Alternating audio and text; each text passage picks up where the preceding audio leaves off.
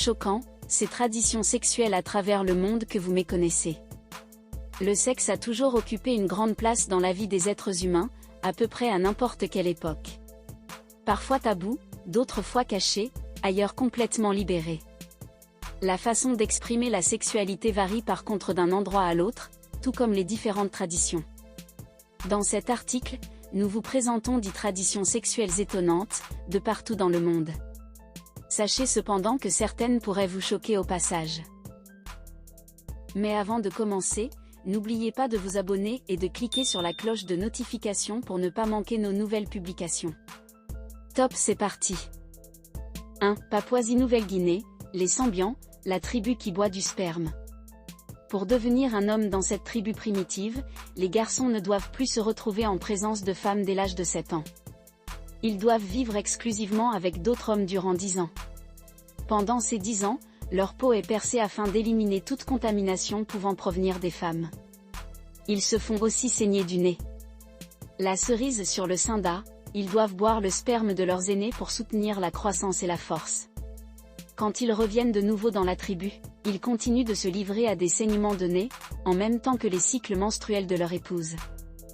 2. Australie, le Mardudjara, rituel de coupe intime, pour atteindre l'âge adulte. La première partie de ce rite autochtone implique une circoncision barbare, suivie par l'ingestion de son propre prépuce. Après que le pénis est guéri, il est tranché en longueur sur la face inférieure, jusqu'au scrotum. Le sang obtenu ainsi est ensuite égoutté sur un feu afin de le purifier. Dorénavant, le mâle va uriner avec le dessous de son pénis, et non par l'urètre. La question, en quoi détruire le membre du jeune homme en fera-t-il un homme ? 3. Papouasie-Nouvelle-Guinée, les Trobriandais, la tribu où les enfants commencent à avoir des rapports sexuels à 6 ans. Ils viennent d'une tribu isolée et représentent un cas en ce qui concerne les conséquences de la révolution sexuelle. Les filles veulent du sexe tout autant que les gars, et les enfants commencent à avoir des relations sexuelles à un très jeune âge, 6 à 8 ans pour les filles et 10 à 12 pour les gars. Ils favorisent les tenues sexy et encouragent les jeunes filles à se promener topless. 4. Haïti, découvrez Sodo, la ville où vous pouvez assister à des rituels vaudous et des rituels d'amour. Si vous voyagez à Haïti et visitez les chutes d'eau de Sodo en juillet, vous pourrez assister à une coutume très risquée. Les adeptes du vaudou s'y rendent chaque été pour adorer la déesse de l'amour. Normal, non? Faux. Imaginez un groupe de personnes, des hommes et des femmes torse nus qui frétillent dans de la boue mélangée avec du sang d'animaux sacrifiés, avec des têtes de vaches et de chèvres jetées dans le mélange. Tentant, n'est-ce pas? 5. Népal, une communauté où les frères partagent la même femme.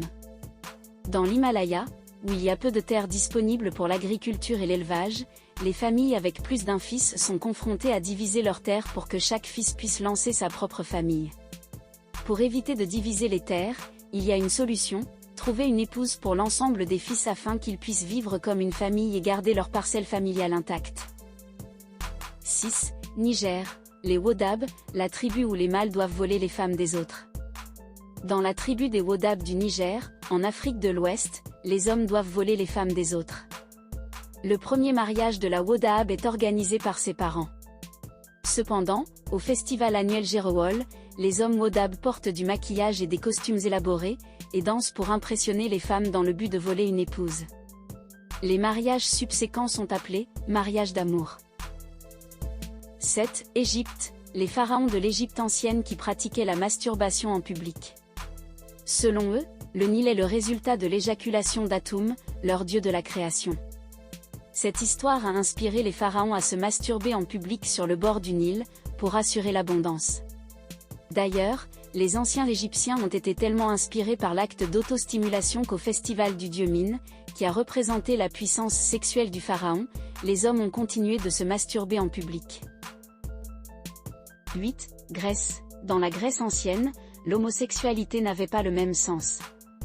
Les Grecs anciens ne concevaient pas l'orientation sexuelle comme un identificateur social. La société grecque ne distinguait pas le désir sexuel ou le comportement par le sexe, masculin ou féminin des participants, mais plutôt par le rôle que chaque participant jouait dans l'acte sexuel, le pénétrant ou le pénétré. Le pénétrant et le pénétré correspondaient au rôle dominant et soumis de la société. Le rôle actif, avec pénétration, était associé à la masculinité, statut social plus élevé, et à l'âge adulte, alors que le rôle passif était associé à la féminité, à un statut social inférieur, ainsi qu'aux jeunes. 9. Grèce. Dans la Grèce antique, la pédérastie était une norme socialement acceptée. La pédérastie est l'attirance d'un homme adulte envers un jeune adolescent.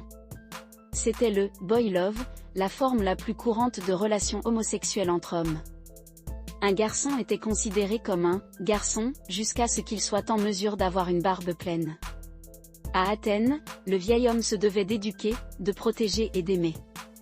Être un modèle pour les plus jeunes. En retour, sa récompense était la beauté, la jeunesse et l'avenir. Aimer un garçon âgé de moins de 12 ans était jugé inapproprié, mais il n'existe aucune preuve qu'il y avait des sanctions juridiques pour ceux qui fréquentaient un jeune de moins de 12 ans. 10. Iran, vous pouvez avoir un mariage temporaire, si vous payez pour ça. Avoir des relations sexuelles avant d'être prêt pour le mariage peut demander un mariage temporaire. Ils sont alors autorisés à payer pour une courte cérémonie, un contrat écrit, et indiquer pour combien de temps ils seront mariés. Une fois fait, ils peuvent avoir des relations sexuelles comme ils le désirent sans contredire la loi islamique. Une forme de mariage de sexe uniquement.